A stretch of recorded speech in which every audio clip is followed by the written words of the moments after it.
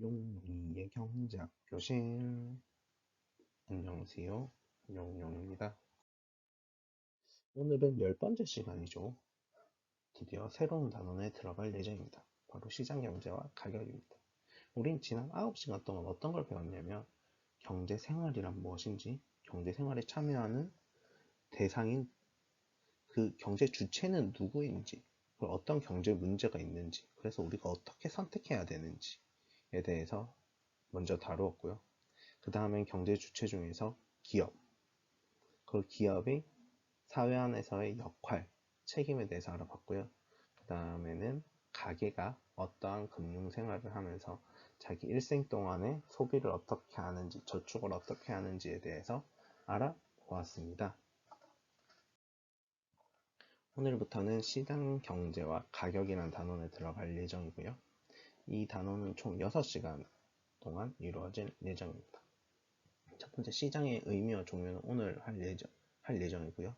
그 다음에 시장의 가격과 결정, 시장 가격의 변동에 대해서 알아볼 예정입니다.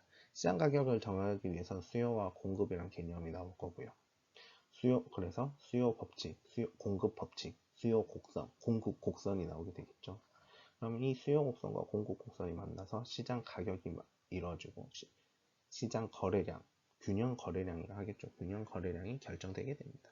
그리고 어떠한 요인에 따라서 수요가 변동한다든지 공급이 변동한다든지 따라서 수요 곡선 혹은 공급 곡선 자체가 이동하는 경우가 생기고, 그에 따라서 시장 가격이 변동하는 모습까지 알아보도록 하겠습니다. 우선은 시장의 의미와 종류입니다.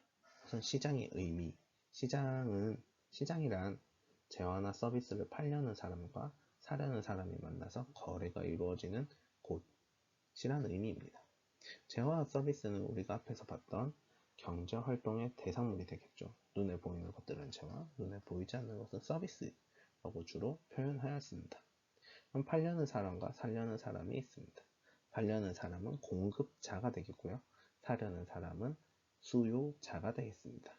근데 이 팔려는 사람이 우리는 기업, 사려는 사람은 가게다 라고 이야기를 하는 것은 틀린 이야기입니다.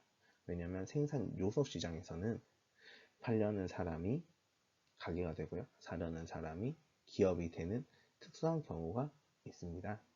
우리가 일반적으로 생각하는 팔려는 사람이 기업이고 사려는 사람이 가게인 이유는 우리가 일반적으로 생각하는 그 시장이라는 자체가 생산물 시장에 한정되어 있다라는 이야기예요. 근데 그 시야를 조금 넓힐 필요는 있다라는 이야기고요. 그래서 이 팔려는 사람과 사려는 사람을 가게 기업으로 나누는 것이 아니라 공급자와 수요자로 나누어야 한다는 이야기를 먼저 드리고요. 오늘날에는 이 상품의 정보 교환과 거래가 이루어지는 모든 것을 의미한다라고 하고 있습니다. 그래서 사실 우리는 물건을 사기 전에 그 물건에 대해서 알아보죠. 초등학교 실과라는 과목이 있었을 당시에 실과 시간에 그런 내용을 배워요. 우리는 어떻게 물건을 사야 하는가라는 내용이 있는데, 그 단원에 보면 이런 식으로 나와요. 나는 어떤 물건이 필요해. 그럼 어떤 물건을 사기 위해서 돈이 얼마가 있어. 그러면 나는 만약에 예를 들면 난 지우개가 필요해. 난 지우개를 사기 위해서 돈을 1,000원을 모았어. 그러면 어떤 지우개들이 있는지 분석을 해요. 그래서 내가 생각하는 가격대에 가장 좋은 지우개를 선택하고 그 물건을 산다는 거죠. 그리고 나서는 그걸 사용하고 나서 평가를 해요. 그러면 다음에 내가 또 지우개가 없을 때 이걸 살지 말지를 결정한다라는 내용이 있거든요. 그 일련의 과정들을 계속해서 반복하는 걸 이제 소비라고 하면서 초등학교 시간에 다루게 돼요. 근데 이 과정에서 이제 상품의 정보를 우리는 가져와야 되잖아요. 이거 역시도 시장에서 이루어진다라는 거죠.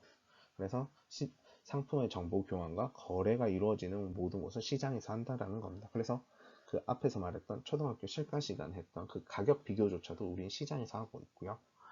이걸 좀 더 좀 더 다르게 생각해 보면 요즘은 뭐 전자상거래 시장 같은데 뭐 보면 이제 물건을 검색하면 같은 물건인데도 가격이 다른 경우가 있고요.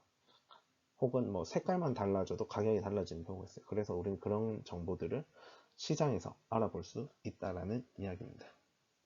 시장은 어떻게 형성되었나 라고 하면 사람들이 일정한 시간과 장소에 정해 모이게 되면서 발생했고요. 특히 화폐라는 게 등장하면서 시장이 발달하였다 라고 하고 있습니다. 그러면 시장의 역할은 무엇이냐면 거래를 위해서 들어가는 비용과 시간을 줄인다는 거예요.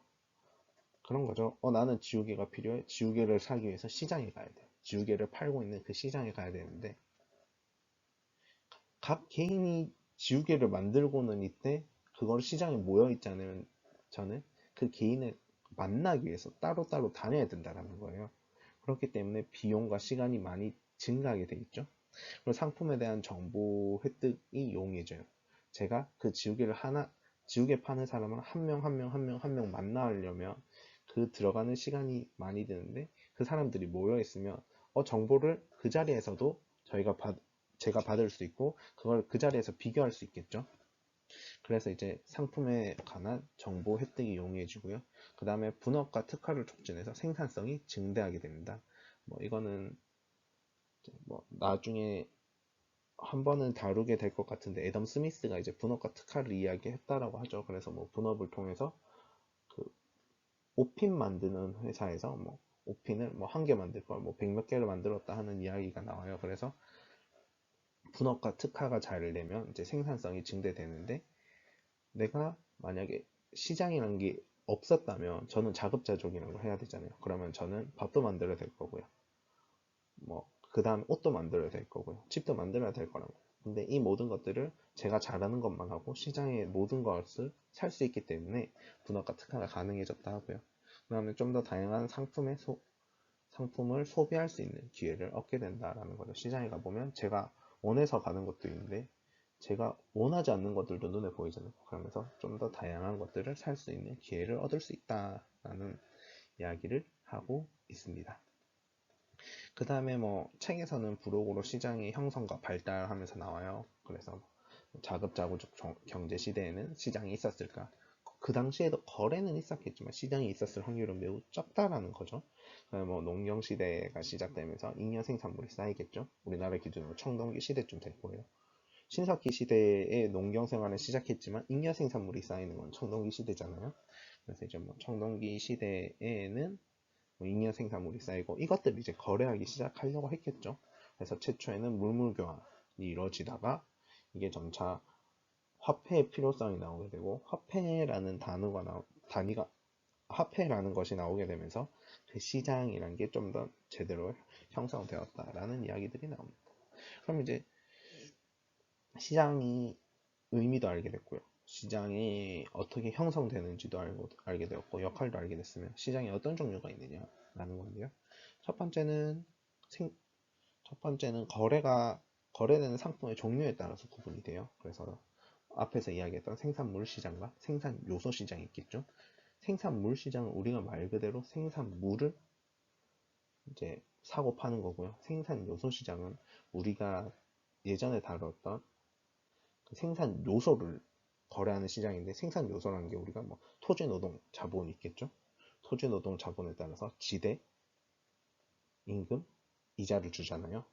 그래서 이런 것들을 어떻게 적정한 가격을 매겨서 팔 건지에 대한 이야기를 하는 것이 생산 요소 시장입니다. 그래서 우리가 일반적으로 이제 시장이란 걸 이야기하면 주로 생산 요소 시장을 많이 이야기하는데요. 최근에는 이제 우리가 일반적으로 이야기하는 시장은 생산물 시장이 될 건데요. 최근에는 생산 요소 시장이 되게 사람들에게 관심을 많이 받고 있죠. 실업률이 얼마냐, 고용률이 얼마냐, 혹은 회사의 지분에 관해서 투자하는 증권 시장에 대한 이야기들을 많이 하고 있잖아요. 이런 것들은 생산 요소 시장에서 이루어지는 거라 볼 수 있고요. 그 다음에 눈에 보이는 시장과 눈에 보이지 않는 시장이 있습니다.